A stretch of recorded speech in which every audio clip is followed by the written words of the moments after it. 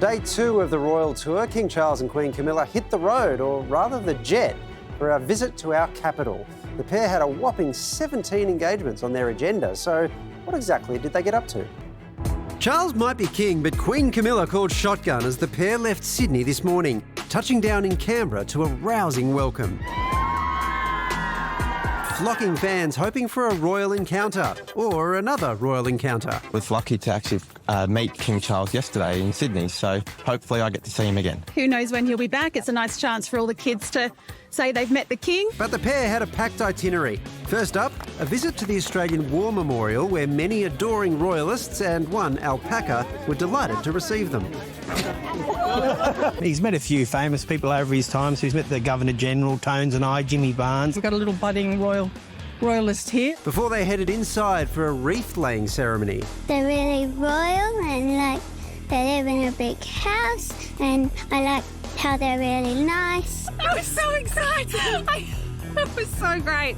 It was better than I thought. And I haven't even got out of the car yet. These people are great. It's like you say with vintage cars, you know, if it ain't broke, don't fix it. Next on the royal schedule, it was straight to Parliament for a meet-up with Albo. Since your first visit in 1966, you have been taken into Australian hearts, just as you have taken us into yours. Every time I return to the sunburnt country, I am always moved by the hauntingly evocative cries of the kookaburra, the screeching of the galah, and the warbling of the magpie. And I know his late mother absolutely adored Elvis.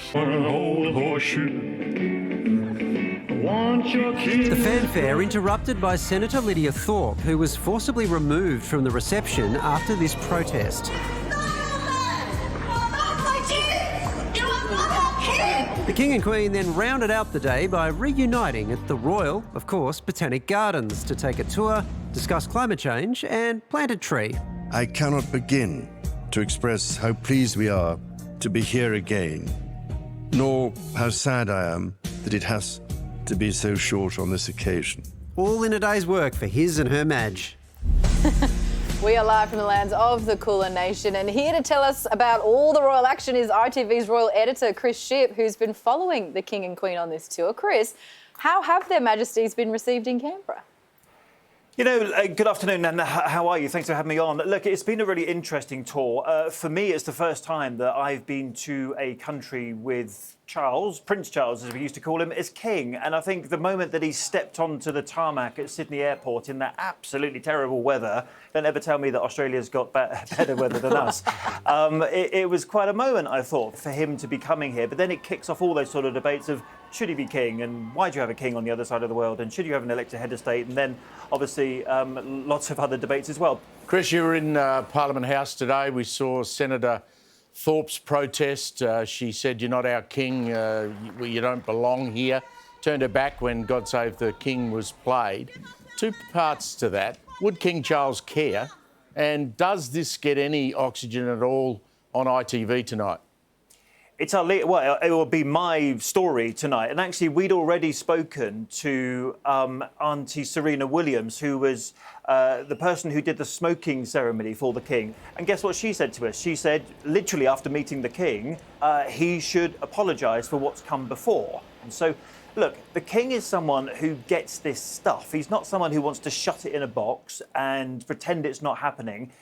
He's someone who's supporting those people who want to have their voices heard. And again, I'm not an Australian, and therefore, you know, I thought when this voice was shouting away in the Great Hall that a protester's got in. What's happened? And then all the Australian journalists around me says, "Oh yeah, that's Senator Lydia Thorpe." And I went, "A senator?" So yeah, she had access to the room, obviously, and you know she's got every right to be in that Great Hall.